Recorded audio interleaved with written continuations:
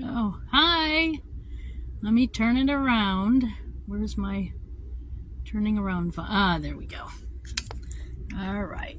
So, I am on the road heading south to get out of the snowstorm. Because although I love snow, it's not that much fun in an RV. You know, if there was soon going to be, if it was just like a day or two of snow, I would have stayed.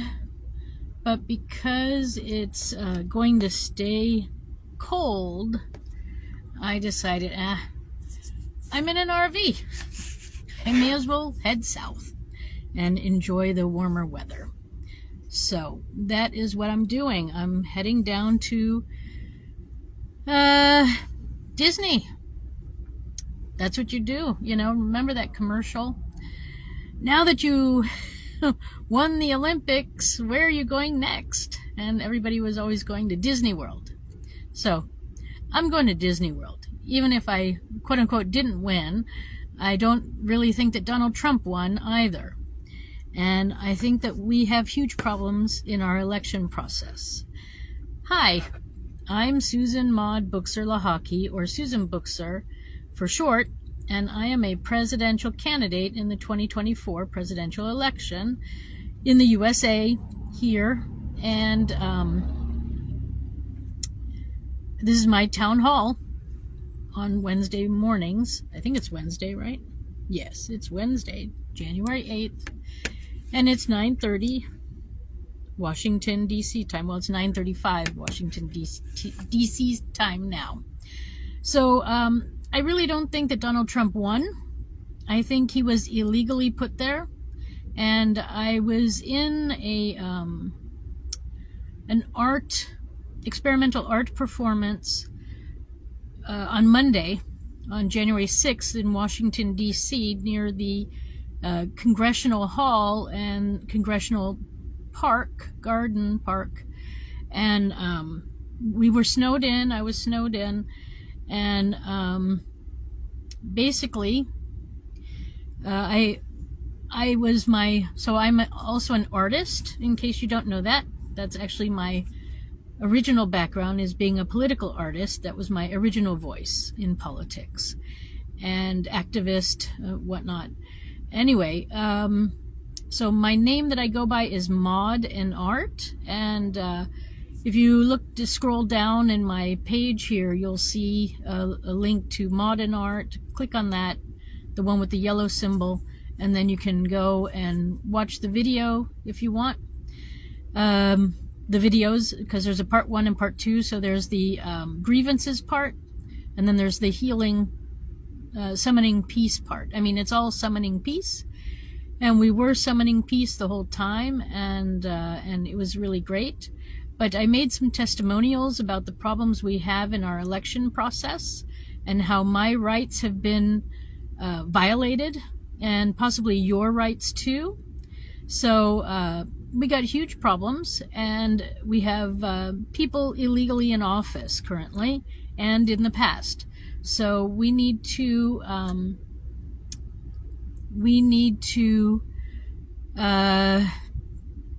what do you call it?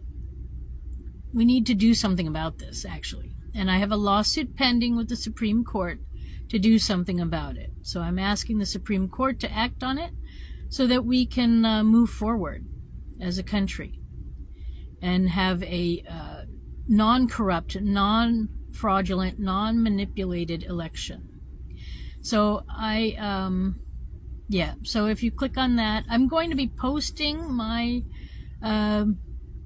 testimonials that I gave for the art exhibit, art show, art performance. I'm going to be posting them here. I just haven't had time, because every time I think it's going to be warm enough wherever I am, it suddenly gets cold. So I don't know. I don't know what's going on with the weather. It seems to be following me around.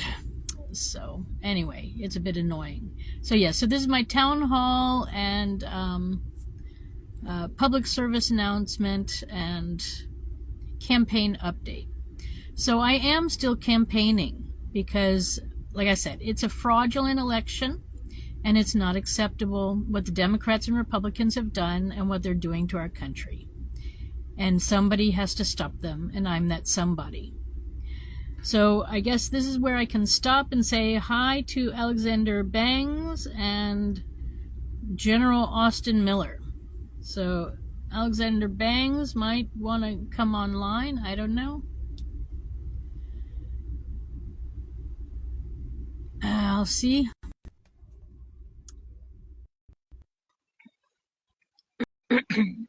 Alexander, are you there? You want to join?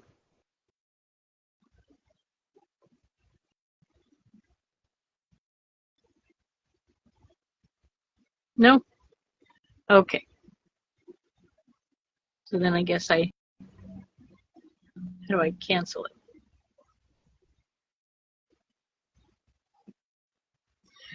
All right. So anyways, today I want to talk a little bit more about me and what inspired me in my life to keep going. So I had a lot of people around me who were giving me good ideas growing up, especially this counselor that I had in Pittsford, New York. It was sort of the town counselor or something. And I think she advised me a lot to seek help. And I did that. You know, I tried to get help for our family, especially for my father, but he didn't want it. So then eventually I started up a Alateen group. And when I was like 15 or 16, because I needed to talk about what I was experiencing, and I needed to feel like I wasn't alone. And it helped a great deal.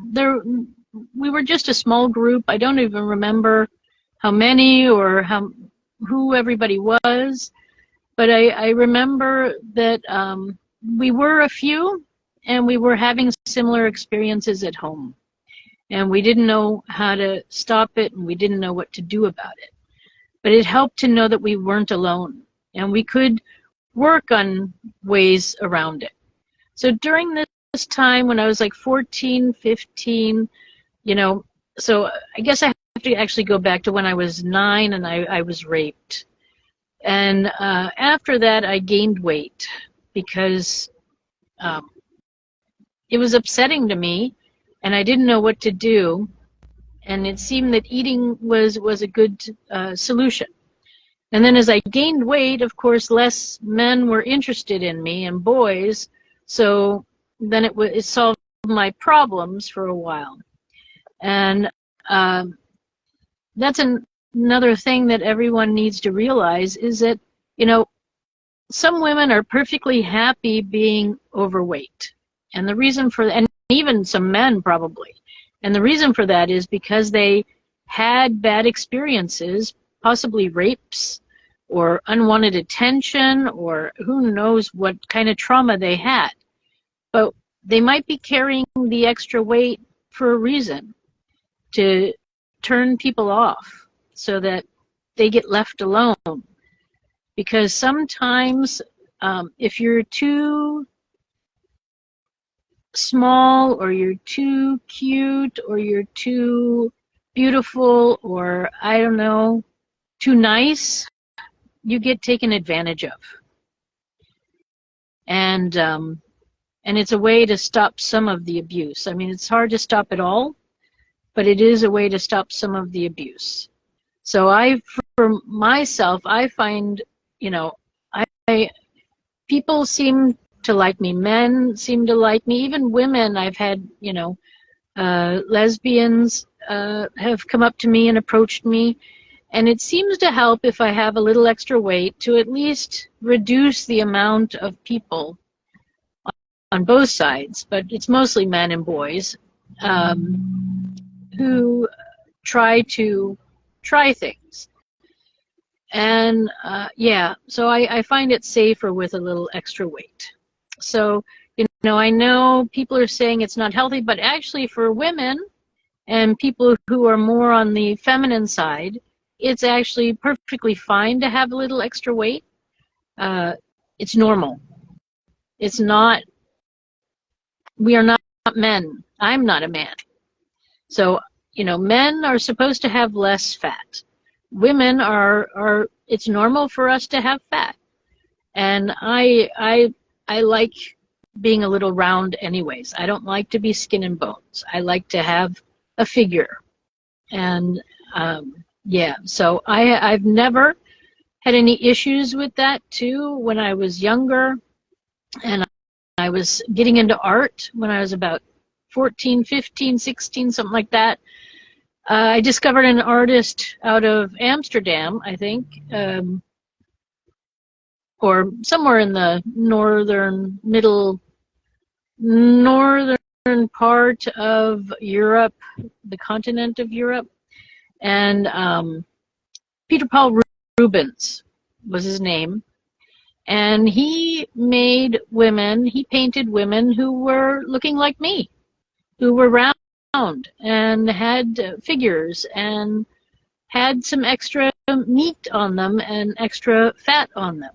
And at that time, during the Renaissance period or pre-Renaissance, it was, or post-Renaissance, I can't even remember anymore, but I'm not an art historian, so I don't have to. But anyways, he was actually one of the first artists I really liked, and I liked him because he did horses, and he did women who were round. And so I saw on a regular basis people that looked like me, so to speak. I know this is a phrase that's going around right now, but you know, I never thought that it was wrong to have some extra weight. It's one thing to be heavy and really out of shape, and it's another thing to be heavy but in shape.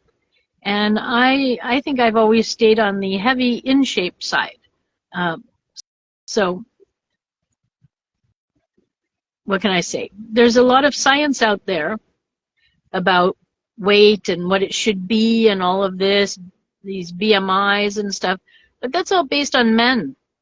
It's not based on how women should be. So we don't really even have to look at it, women. And any man that is saying that you're out of shape, just tell him to go take a hike. Because we have a right to be ourselves and to be happy with ourselves. And if being happy with ourselves is to carry a little extra weight, there's absolutely nothing wrong with it. You need to be happy and comfortable in your own body, not others. And so Peter Paul Rubens, I liked his work a lot. He did a lot, like I said, with horses, and I really liked horses at the time. So that's sort of what drew me there. And then when I saw women that looked like me, I was really happy. So, you know, I never had any issues with my weight. I knew I was normal. And I knew that what we were seeing on TV and in the magazines was not normal. I just didn't know why it wasn't normal. I didn't know they were faking photos, faking scenes in movies, faking scenes on TV commercials, and making women feel guilty. I mean, our whole society at this point is about somehow making women feel inferior, not pretty, not capable. And, you know, I mean, this is what I was growing up with, and I hated it. That's why I rejected society as I knew it. When I went off to New York when I was 18, I knew I needed a whole new way, and I started looking then for a whole new way, and I found it eventually. But mostly women need to get out of organized religion. Most religions are meant to hurt and harm women. The mental abuse and physical abuse is rampant in religions. So, you know, I really highly recommend most women get out of religion. Take a look at Louise Hay and her book. I forget what it's called, but it's all about loving yourself. And then And then have a look too at Unlimited Power by Anthony Robbins. He is still working today and doing amazing things, transforming people's lives. He's a great coach, and his books are great. And they give you some tips on how to eat healthy. I highly recommend that too. But yeah, really good stuff. And then also there's Nathaniel Hill, I think, with How to Win Friends, and I forget what it's called, but you know the one. And Influence People, I think. And then just find inspirational quotes here and there. You know, I like my phrase, leaving the world better is our job as humans on the planet. You know, a lot of the other animals, they don't know how powerful they could be in leaving the world better, or maybe they do, and maybe we just don't understand it. That could also be. But humans have the capability of understanding that our actions produce certain things. So, you know, we are responsible. We are the keepers of the planet at the moment. And this could change. So I recommend that we try to stay on top of it and keep the planet in a good way. So I believe our job in the evolution process is to leave the world better. That also means leaving animals better. That means leaving humans better. That means leaving trees better and leaving our planet better. So one of the things that I want to say is plant trees this spring. In the early spring, it's a good time. You know, sometime in April is a good time to plant some evergreen trees, especially if you have soggy ground or you have ground that's unstable and difficult to work with. Plant some evergreens. The needles, you know, from the pine trees, evergreens, whatever you want to call them, they somehow work to stabilize the ground. Maybe it's like, you know, the sticks sort of cross each other, the needles cross each other, and then they create a firmer soil. So I really recommend that. There are so many different varieties. It's really up to you what you want. Then there's some sort of bamboos that are really good. They make good stalks of bamboo, and they're very hard usually, and then they're hollow on the inside, so they can be used to, you know, move water. They're like tubes, and so they're also a very practical solution to using less plastic, you know, because you have a tree base that is that you can put water through or sewage through or whatever, and it's natural. It's not plastic, so it's good for the environment. So anyway, yeah, it's up to us, folks, to leave the world better. And you know, part of it is we gotta leave each other better too. It's nice to have variety. It's nice to be different people. I don't know why people are so against other types of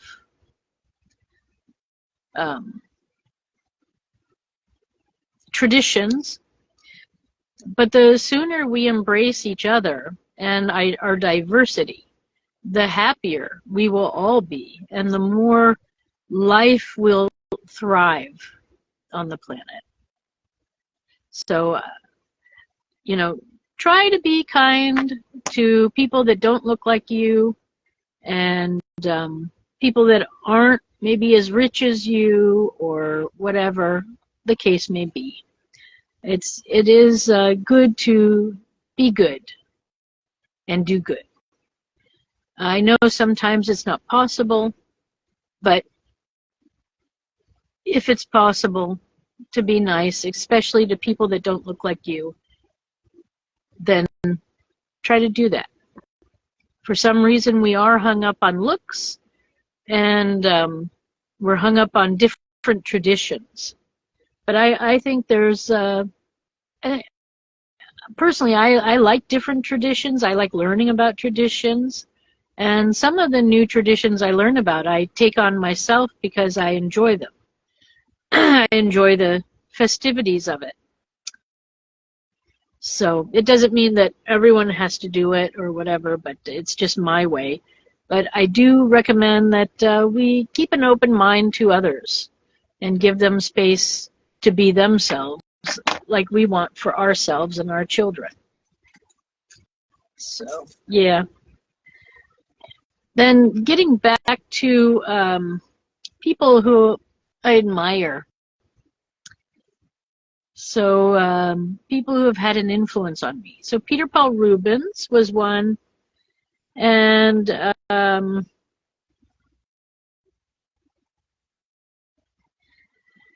I don't know. I guess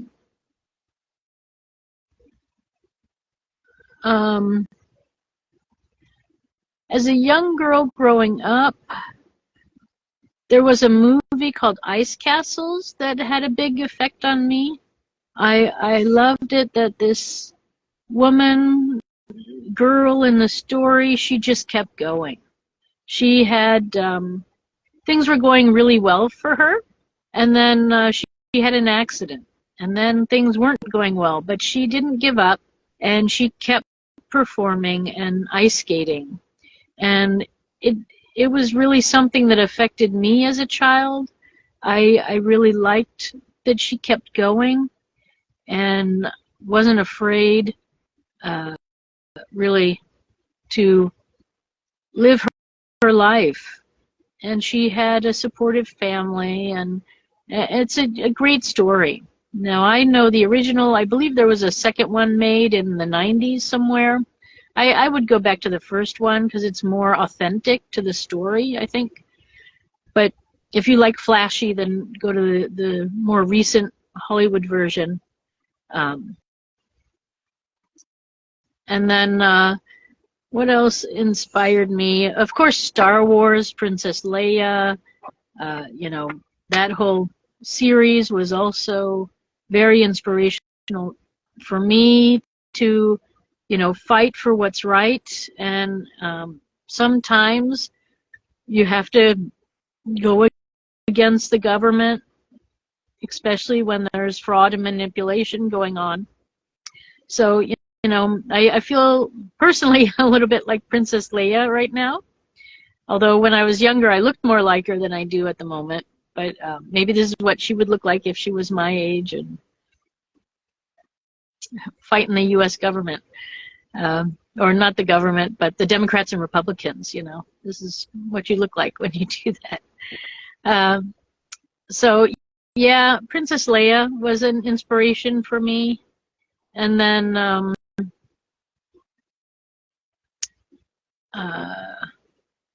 Mary Poppins, Sound of Music.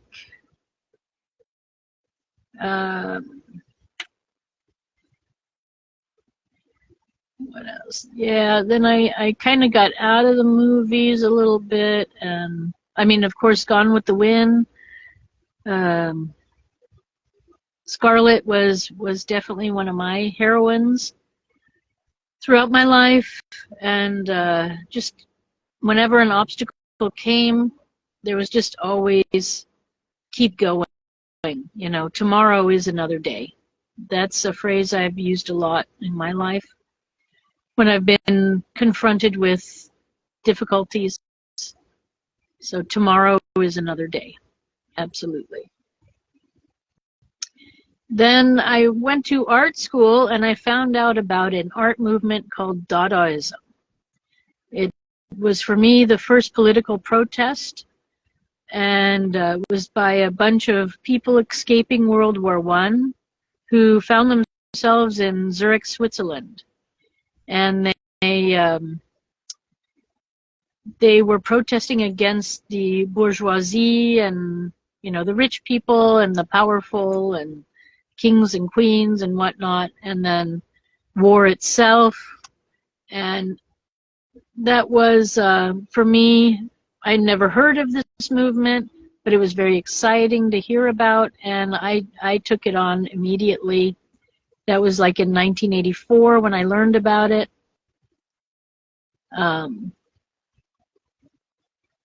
And they had a big influence on the pop movement of the 60s, which was a big political movement too against the Vietnam War.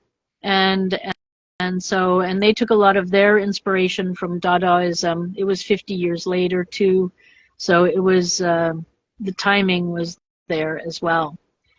Anyway, Cabaret Voltaire is a famous cabaret in Zurich, Switzerland, because of this movement, this art movement that started there. And they recently had a 100-year anniversary, which I got involved with myself as an artist back in 2016.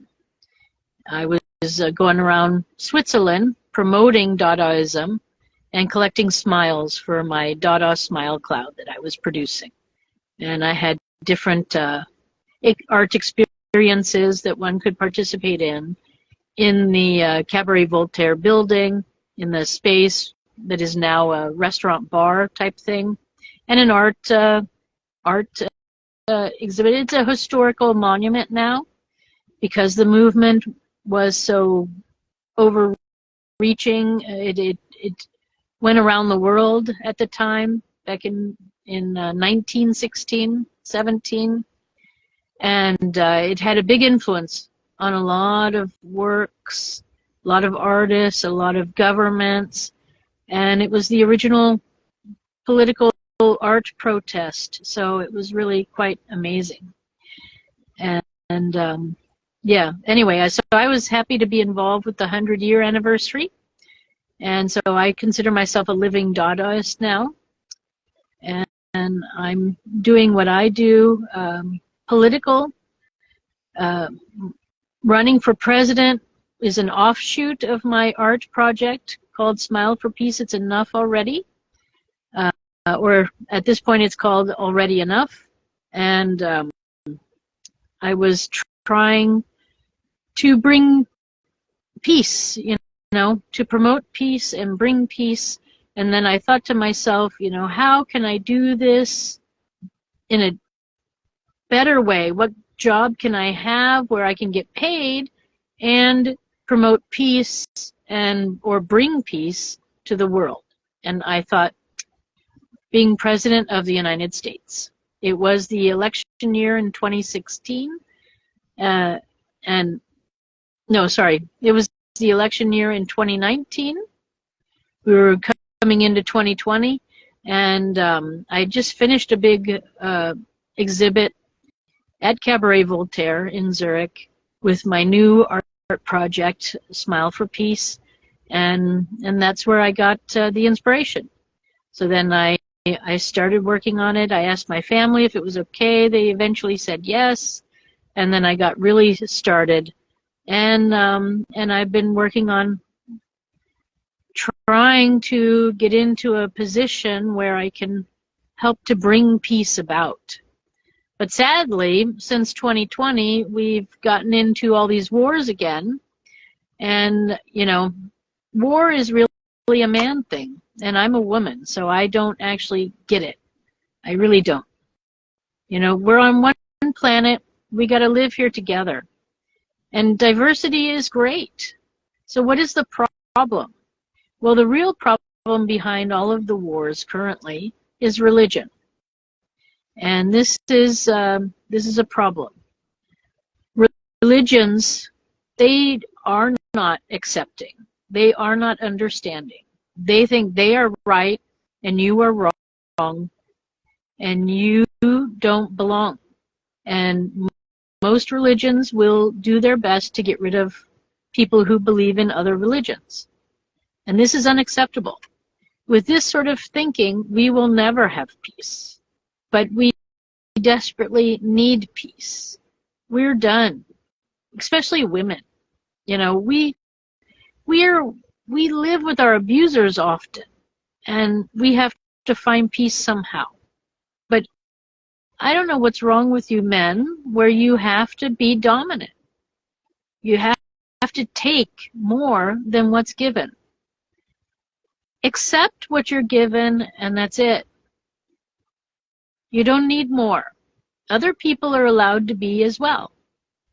And if you do good things and you do good works, you should be rewarded. Now, I know recently I've met some people who were sadly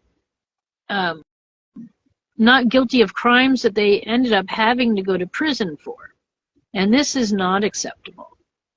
But there were, again, religious people in power who were trying to force their religion onto others. And if you didn't conform, you would get locked away, basically. That's what I'm seeing. That's what I'm understanding. Although it might not just be religious based. It might be jealousy or some other basis. But it's certainly, and 100% is not acceptable. Putting people in prison who are innocent is not acceptable, period, on any purpose. So, you know, the fact that this went on for so long is shocking. The fact that there are so many, I mean, I know a man who was able to get 600 people out of prison in New Jersey over the past 30, 40 years. So that tells you there's a big problem, because New Jersey is not even one of our bigger states. So what about some of the bigger states where, you know, there's even more prisons, more people in prison, and, you know, how many innocent people are locked up there? So we got big problems there too. I just was thinking, you know, how many of those people who are locked up, because when you're in prison, you're not allowed to vote. So especially the innocent ones, they lost out on their liberty. So they need to be compensated for that. And then the other part of that is that while they were locked up, did other people vote for them when they were in prison? I mean, they voted for me when I was not in prison but in Switzerland. So, you know, somebody might have voted for them while they were in prison. And then also, I guess I need to look this up, are prisoners considered like population? So like, you know, you might say that you have a lot of population in a state, but if everybody's locked up and not free, then, you know, who's running the state? And yeah, I mean, if they can't vote, then they're not really part of the population sort of thing. You know what I mean? Anyway, we got some understanding to do. I need to find out all the different trickery things that the Democrats and Republicans have done to our country and how they're manipulating the U.S. people. It's just not acceptable. But yeah, so where was I with inspiration?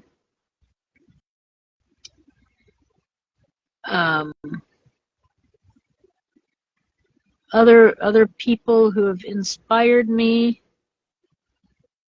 are, yeah, so Dadaism, the art movement, definitely inspired me.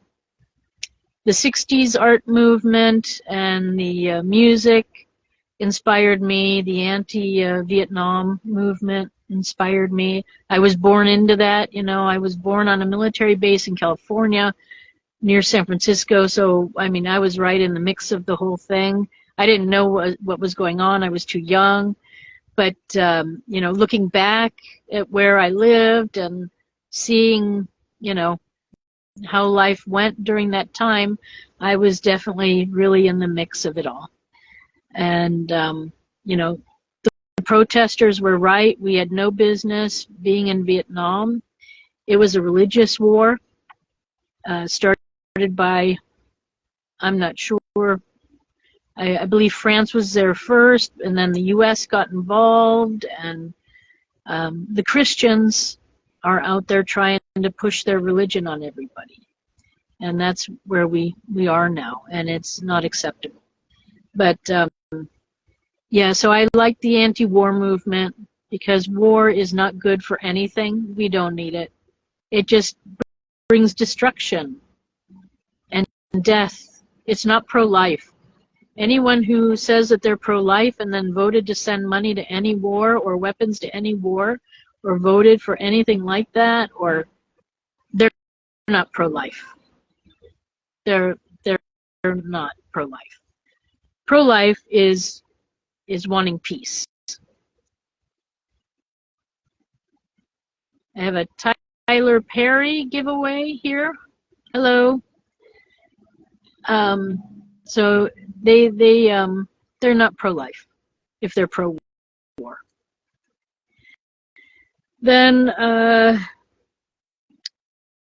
what else? Who else was an inspiration? I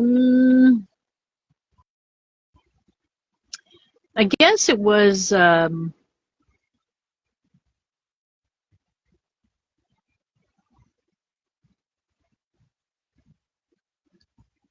myself for a while, because I was in New York and I was trying to figure out whether I wanted a God or not. I thought I needed a God, so I did a lot of research on that. And then when I was about 26, I decided, I don't really need a God. And I've been godless pretty much after that. And, it's been fine. I don't really need a God. I've been able to find solutions through other humans.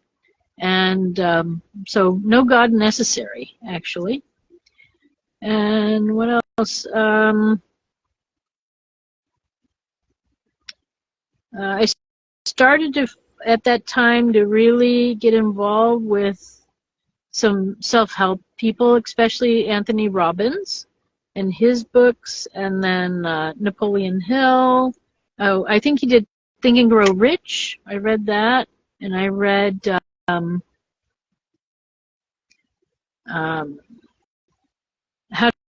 to Win Friends and Influence People, and then Louise Hay was also there. So I had my sort of my go-to people for inspiration, and then I had that affirmation or poem that I like so much about leaving the world better. Let me pull it up and I'll read it for you. But it's about being a success, or for me, it's like the meaning of life. And what is it? Where are we?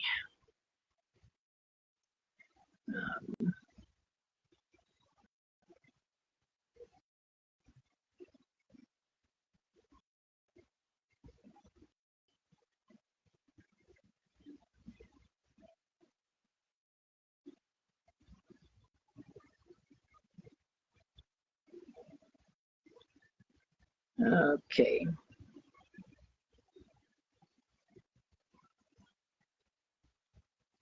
Okay.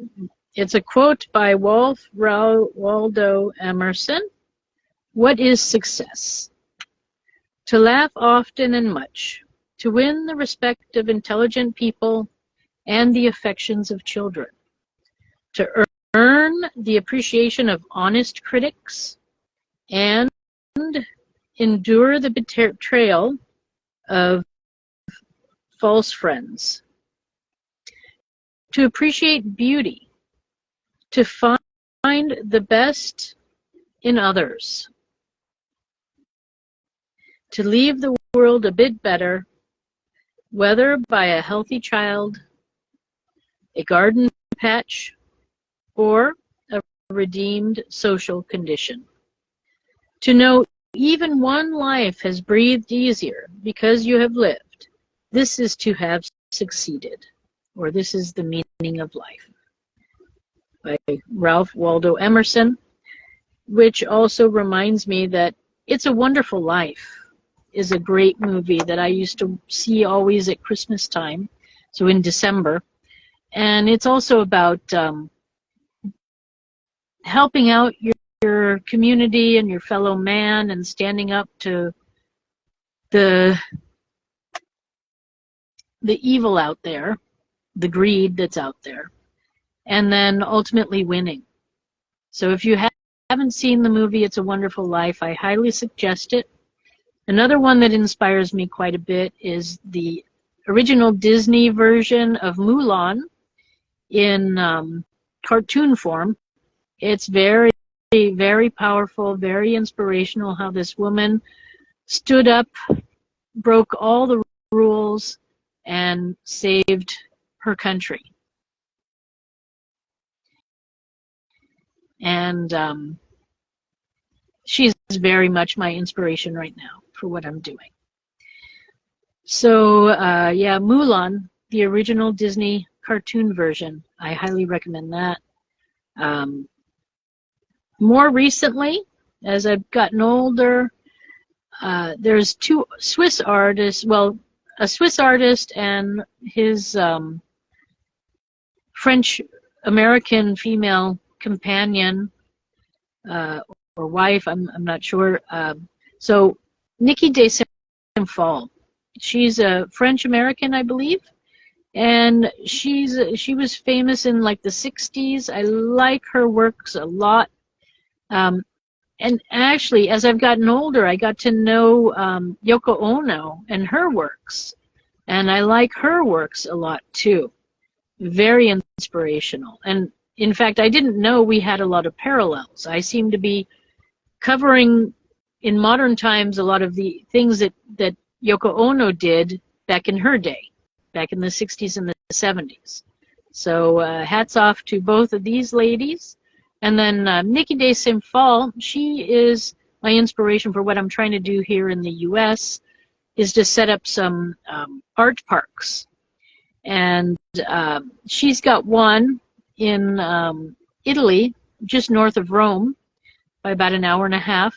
And it's really quite impressive. It's a tarot garden.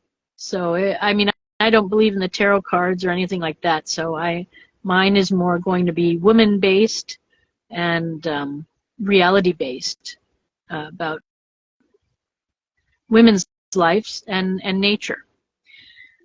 But hers is about the tarot, and it's very inspirational.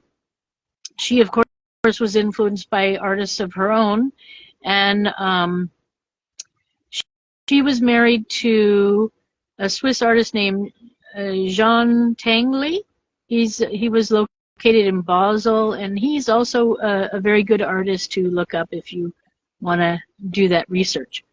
So anyway, these are all people and things that have inspired me as of late, and or throughout my life from the art side of life. Many artists are inspirational to me. Madonna, of course, Katy Perry.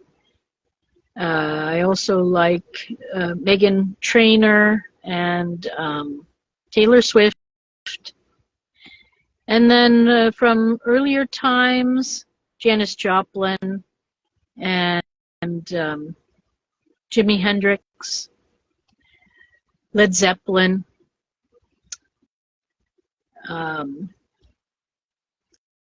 Styx, Rush, and Adam Ant, of course. Adam was a big inspiration. Yeah. And then there's also Prince and Michael Jackson and many, many more. Blondie, Cher. Then there's the Brady Bunch and the Partridge Family. Yeah. I had lots of support in my life growing up from many sources. And one of the biggest inspirations was, of course, my mother. Yeah. She kept going and is still going today. She's in her late 80s and is doing well.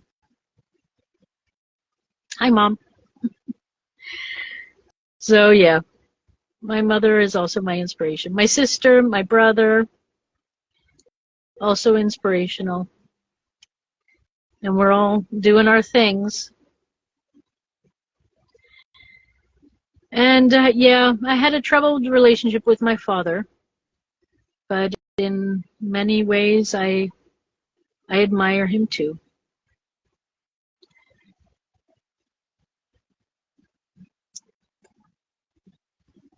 So that's what has had an influence on me in my life.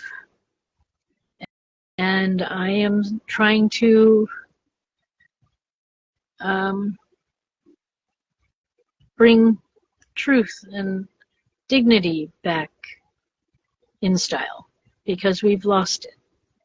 We've become, or others have become, greedy and wanton and obscene and grotesque.